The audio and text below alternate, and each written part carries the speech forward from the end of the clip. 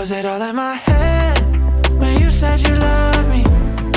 Cause no one can love me better than you did. And I'm still not over it. Did you forget I put you before me? Memories haunting me knowing you gave it up instead. You did. Was it all just in my head? I'm worried that it all meant nothing. I'm worried that you don't miss me too. I'm worried that I'll never find someone to replace you. And I've heard you're with someone else. Well, I'm here by myself, holding on to what you left. Was it all in my head? Welcome to Eagle Vision for Monday, May 5th, 2025. I'm Zaire, and today's top story highlights our choir program here at Horn Lake. Our longtime choir instructor, Miss Beck, has been at Horn Lake for 28 years. She started at Walls Elementary when that school originally fed into Horn Lake schools. Then taught at the middle school for 5 years, eventually taking over the program here at the Horn Lake High School in 2006. Miss Beck is retiring after an incredible career and successful program. We have a fantastic new instructor from the state of Alabama headed to Horn Lake next year. We sat down with Mr. Copeland last week to get to know him.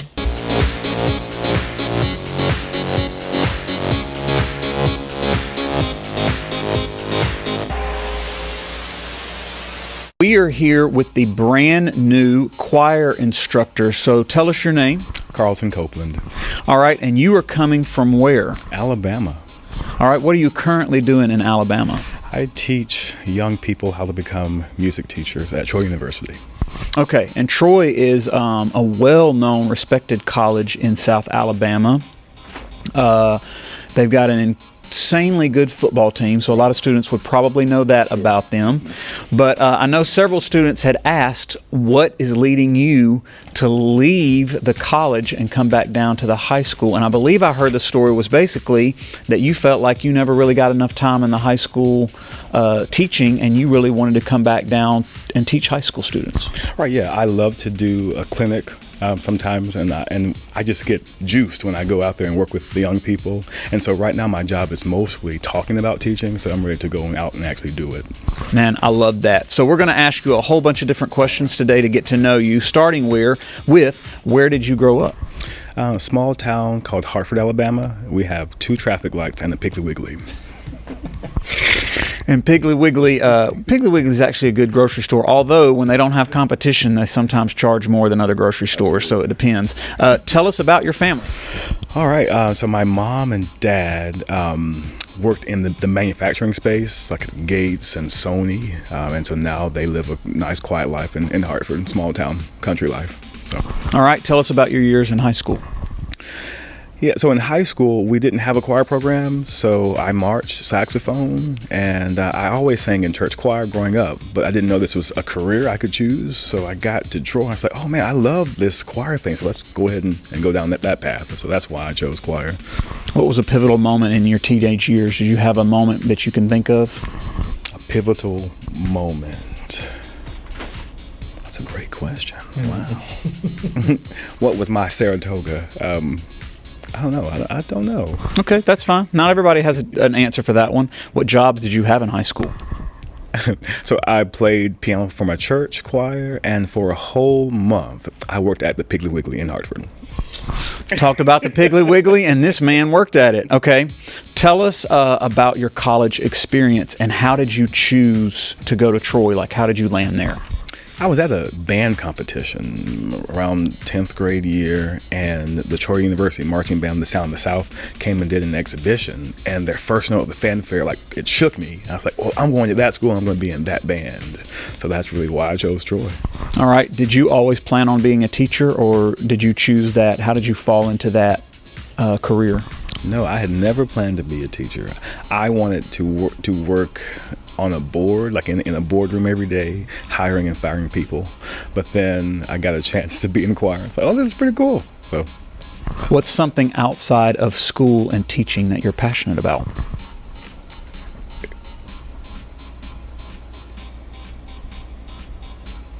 I love traveling. I love going to places I have never been before, seeing things I've never seen before, eating foods I've never eaten before. I love those things, and finding time, making time for those things is important to me. And speaking of traveling, you've already gotten to take a trip with our choir, I believe. Yeah, we went to Branson, Missouri, and they did very well at their competition, and so that made me even more excited to be here to work with them. We're like stoked that you're coming, man. I can't tell you that enough. What's something on your bucket list, something you've always dreamed about doing? I want to go see a tennis match at Wimbledon. Ooh. That's on my bucket list. I've heard multiple people say that's one of their dreams before. So that's obviously really big. What's something students might not know about you? Which there's a lot they don't know about you yet. Let's see. I enjoy watching competition cooking shows, but I'm not disciplined enough to actually learn how to chop well, so I could never do that career. So. You ever watch Beat Bobby Flay? Yes. Cutthroat Kitchen, House of Knives. I love all of them. That joker has world-renowned chefs come into his studio with their signature dishes that have like made them famous. And 9 times out of 10, he beats them. Yeah, I love that. What was your mother's signature dish? That was a question, like we were talking about that, and there it lands. See, I love when she makes chili for chili dogs and French fries. So I eat like a toddler, and that's my favorite. No. Actually, her pancakes are the best. So they are thin. And flaky around the edges. Yeah, and she uses butter and oil when she fries them. I'm getting real hungry. What would you love to see on TV that's currently not available? Singing competitions with actual talent. I love he took a shot straight over the bow there. What permanent times would you set for sunrise and sunset if you could? 8 o'clock to 8 o'clock, 8 a.m. to 8 p.m. I like that.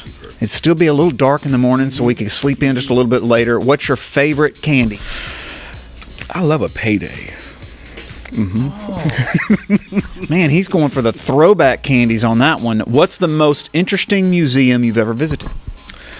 It'd have to be the Rock and Roll Hall of Fame in Nashville. That was really cool to see the evolution of music American music from the slave song all the way up to current pop music. Was awesome. That's a phenomenal museum, by the way, students. If you haven't visited, you need to check it out. And it's not far. Nashville's not far. What's the best thing you've ever cooked? I make a really good chili for hot dogs. So that's sort of what I like to make people. Chili dogs. Comfort food. If you could spend 1 week at any hotel, which hotel would you choose? If you like to travel, you probably know about all the hotel chains. I'm sort of a Hilton guy, honestly. I tend to like the Hilton. A good friend of mine is a Marriott guy. What's your hotel if you got to spend, or would it be a boutique, like a fancy boutique hotel maybe? I want to stay at a Ritz-Carlton because it has my name in it. So, but I do enjoy the Hyatt and the Marriott. So yes, and if I made more money, I'd probably spend a couple of weeks at the Opryland because the Opryland's a pretty sweet hotel too, swanky. If you could only take one CD for a cross-country road trip, coast to coast, what CD could you listen to on repeat over and over? You're gonna be shocked. It's James Taylor's Greatest Hits Volume 2. It had some incredible. I think Up on the Roof was on the second album. Copperline, insanely good song. He had it seems like he had several Buddy Holly tunes on that one too. That was a killer album, and it gets no love online. Right. It should. That's my favorite album. Yeah. You know James Taylor's coming here to town. When? September, I believe. I've already got my tickets. Snowden Grove, right here in South Haven, in DeSoto County. We'll be there. Yeah. Which author have you read the most, or are you much of a reader? I like weird books. So let's see, author. My favorite book, I think, from when I was a child was the Ear, the Eye, and the Arm by Nancy Farmer. So I like those kinds of books. I don't have a favorite author yet. What's your most prized possession? My most prized possession is anytime I have an iPad. That is my most prized possession, because I lost one when I did a camp, and it was gone forever. But it pinged a few weeks ago in New York, and no one will return it to me. So that is my most prized possession. What are you looking forward to the most about moving to DeSoto County? Now, this is a much different area from South Alabama. People wouldn't think so, Xavier, but this is a very different, culturally, it even feels very different up here around Memphis than it does even in South Mississippi or South Alabama. Very, very different. What has you excited? So one of the things that had me most excited about moving here was the opportunities for live music. Because when in Troy, we have to drive a couple of hours, maybe 3 or more, to see live music. But there's some right in our backyard here. I'm looking forward to working with these students. I mean, they are just very talented, and the sky really is the limit. And I'm just very happy to be here. Well, thank you so much. We are so excited to get to know you, and we are so elated that you are coming to Horn Lake High School. Yeah. So if you're not in choir currently, you should audition. We'd love to have you. Thank you so much.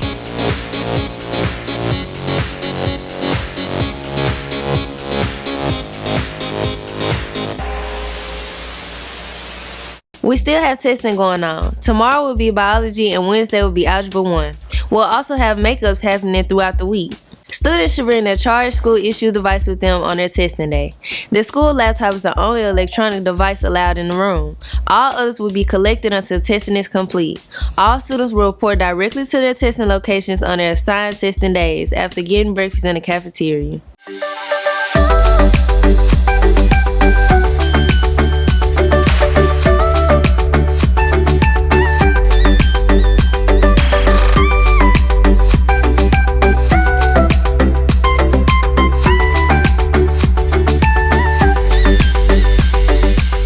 This week's feature vocabulary words are impervious, incendiary, and incompetent.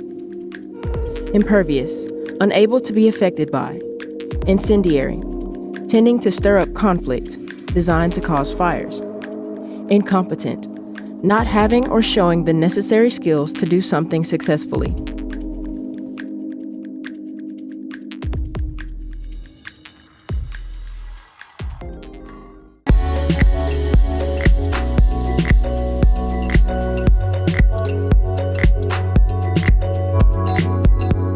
If you're invited to attend Senior Awards Night May 13th, please arrive by 5:30 p.m. and find your assigned seat. We will begin promptly at 6 p.m. That's it for today's episode. Here at Horn Lake, we are better students, always growing and expecting more. Stay tuned for your lunch menus and athletic schedules. We'll see you here tomorrow. Have a fantastic Was it all day. in my head when you said you love me? 'Cause no one can love me better than you did, and I'm still not over it. Did you forget? I put you before me. Memories haunting me, knowing you gave it up instead. You did. Was it all just in my head? I'm worried that it all meant nothing. I'm worried that you don't miss me too. I'm worried that I'll never find someone to replace you, and I've heard you're with someone else. Well, I'm here by myself, holding on to what you left. Was it all in my head when you said you love me? 'Cause no one can love me better than you did, and I'm still not over it. Did you forget? I put you before me. Memories haunting me, knowing you gave it up instead. You did. Was it all just in my head? Was it all in? Was it all in my head? Was it all in? Was it all just in my head? Now my life feels so vacant. Without you, I'm just moving in between a sad reality. No, I'm patient, but I've been out here waiting for someone else to fill the void in me. Oh, no, no. Was it all in my head when you said you loved me?